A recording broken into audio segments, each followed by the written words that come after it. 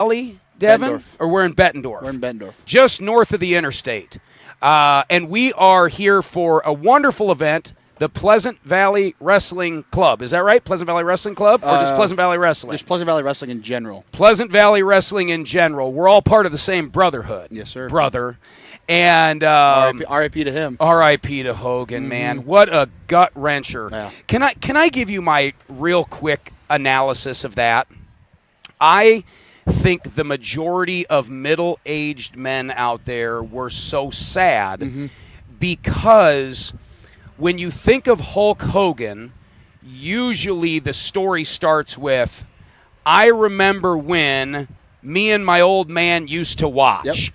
And then fill in the blank. And Hogan was Hogan's always always there. the first answer. Hogan is always the first answer. So for a lot of us middle-aged guys, you just kind of got hit in the gut because it took you right back, man. And when I started watching, World Wrestling Entertainment, it would have been the late 90s, early 2000s, so like NWO. Yeah. Oh, okay. So when you came in the Attitude Era, baby. Yes, the Attitude Era, the Wolfpack. Yeah. Because how old are you? I'll be 30 in October. You'll be 30. Really? Yep. Okay, so I was a little bit earlier bloomer, so I'm 43. Okay. I know I don't look it. No, not at all. Not at all. It's the polo shirt. But anyway, so I got to grow up watching it. I was in high school from 96 to 2000, so that was the Stone Cold Rock. Yep, that was the Attitude Era. Oh the my god, best era of wrestling. Sable and the nightgown matches. I mean, it was a young man's dream. But anyway. Also a young man's dream. You like that segment? Also a young man's dream is wrestling for Pleasant Valley because it is the creme de la creme of wrestling programs. And, Devin, you play a big role in that. Why don't you tell my viewers, what do you even do with the program for anyone who doesn't know? So I am part of mainly the youth wrestling program. This will be year 12. I essentially kind of took over 2 or 3 years ago, more or less, as our head coach, but also the guy that's behind the scenes. Okay. Nick Voss, who does legitimately all of our technique. I got to give – Nick doesn't like getting things – like taking credit for things. He's that humble of a person. Sure. So I got to really give him credit for the athletes that he's blossomed the last 2-3 years. It all starts at the youth level. All starts at the youth level. So we're trying to build the kids from youth to go to junior high, then to go up to the high school. With Wes, and whatever Wes wants us to do, we're doing to develop them to go, upward and onward. We're trying to have them perfect, we'll say 6-7 moves. So then they go into junior high and high school, they're getting taught more, and they're blossoming as they get older. I just had a thought when you were talking there, Devin. So and this is coming from a new person into the wrestling ecosystem because I didn't wrestle as a kid. Really? No, I did not. Because this is your son's third? Yeah, he's been doing it a couple years now, and our daughter, she's ready to rock and roll. So she wants to join the girls program. She's going to be 12 in September, so she's ready to rock and roll. But anyway, what I noticed as just not understanding the ecosystem or all of wrestling in general, as a parent sitting in the room. You don't have to know anything about wrestling to watch you and Nick and some of the other guys coach and just understand that you guys get it. If that makes any sense at all. Yeah, I'm kind of catching on with what you're saying. It's just like I don't have to know what a good wrestling technique or form is or anything because I'm watching you guys coach and I'm like, clearly these guys know what they're doing. And it's fun to watch coaches work when they just can get on that boogie board, baby, because they've just been living this life their whole life. It's something. So the thing is with the one downfall with wrestling is if you stop for a full calendar year, whole 365 days, this is an old wrestling saying, you were actually behind by 2 years. So if you take a full year off, you're 2 years behind. Because kids are wrestling 365 days a year.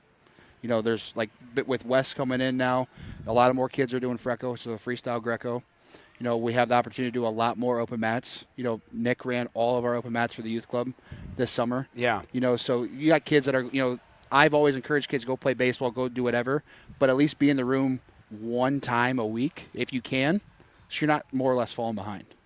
Yeah. And your first point, you said, being somebody that can just sit in the room, not really understand wrestling, the way Nick breaks it down, I break it down, all these other coaches, it's for anybody and everybody, to pick up and understand. It's very simplified, and like you said, where you could have bad technique or great technique.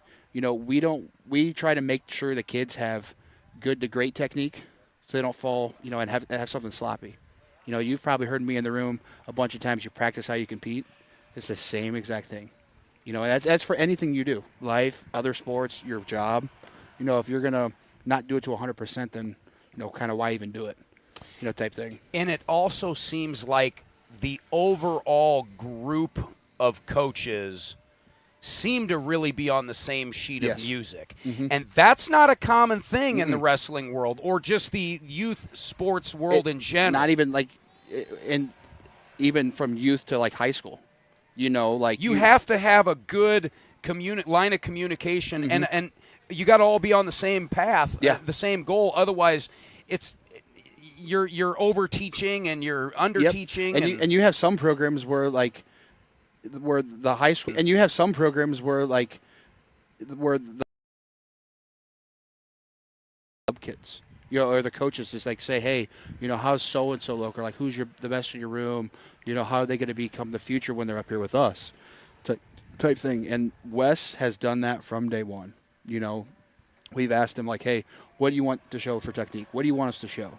What are you looking at? And there's times he's got a kid himself, a boy about 3 or 4, that is in our beginner group, our 4 and under group that we have, and he'll even hang out after his high school practice to see what we're teaching and kind of see what's going on, and even throw in his suggestion of what we should show. So it starts at the top, and Wes does a great job, and it just funnels down. So that big cycle of coaches, the group that we have from top to bottom, we're all on the same page, and it's not like that. You will not have a smooth sailing. And case in point, and I'm going to let you tee off. Wes just gave a nice talk to everybody before we kicked off. Mm-hmm. Now here is the head varsity coach, right? The big guy, right? The big guy of the program. Now he is going through all of these youth wrestlers by name, listing stats, telling about them, and I'll tell you what. Show me a couple other varsity coaches that can know that just off the sleeve where their varsity wrestler, high school wrestler, doesn't already have a sibling that's on the team, and he already knows them. Austin has an older sister. She doesn't wrestle. That just goes to show right there that he knows everybody from his high school program right down to his youth program. Did you guys tee off already? I didn't hear yelling and screaming. Devin Albee, everybody. Hey, thanks for coming on. We'll get somebody else in here, and good luck on your stroke there. Thank you. Thanks, Joe. Yeah, you bet. And by the way, we are at the 6th tee box here. Hey, real quick, give me a word here from somebody. Have somebody come in here and sit down with me for just a sec. Well, Derek's going to come hang out with us for a minute. Anyway, we're at the 6th tee box. Hole in one wins a brand new treadmill from your friends at Treadmill Heroes. When was the last time you won a go-kart race? Personally? No, or just your team? A year ago. A year ago. But we're going to go run nationals, so that's the big one. When is that? The 3rd and 4th of August. So Derek, on top of doing a ton of stuff for the wrestling program, and by the way, not to stroke your ego, you were a damn good coach with those young wrestlers. I see the way you work with those guys, and I'm like, you're just a good dude. I sincerely love it. I'm sincerely passionate about it, and the ups and downs of it. To be able to take an athlete when they come in the room as a young child and they won't get off mom or dad's leg, to 2 weeks later, they're the first ones in there playing dodgeball. Yeah. That's what matters to me, is just changing the human and encouragement and positive and negative reinforcement. I mean, negative reinforcement is just as important. It's fun to watch you coach. Well, I appreciate that. Yeah, there's a lot of coaches where it ain't fun to watch them coach. And it's fun to watch you work with the guys. I just enjoy it. I enjoy coming every day. Hey, man, get out of here, man. All right. Have a fun day. Okay, we'll see you up at home base later on, I'm sure. All right, we've already had two good guests already, Chris. Chris is with me, by the way. My producer. I have a producer. I mean, can I officially call you my producer? Oh, we're going to give Chris the headphones here so he can actually talk to us. I don't think he'll be on camera. And, no, hey, guys, good. we need somebody over here quick. But, yeah, how do you think it's going so far? It's going good, dude, man. it's warm. It's reasonably sunny considering what it's been the last, 24 hours in eastern Iowa. Come on, Coach. We need somebody over here. I cannot complain in the slightest. The gear's all dry. Life's good. And I was worried I was going to be boiling under this tent. Come on in, No, my it's all friend. good. No, yeah, we're going to talk. Have a seat. And then, yeah, come on in. Just throw those on. We're live streaming on Facebook right now. No, he's doing it. Look at these guys. You know what's funny? Some of the toughest sons of guns in the world, physically, but you point a camera at them and you'd swear it was a loaded cannon. Have a seat in the world, physically, but you point a camera at them and you'd swear it was a loaded cannon. Have a seat.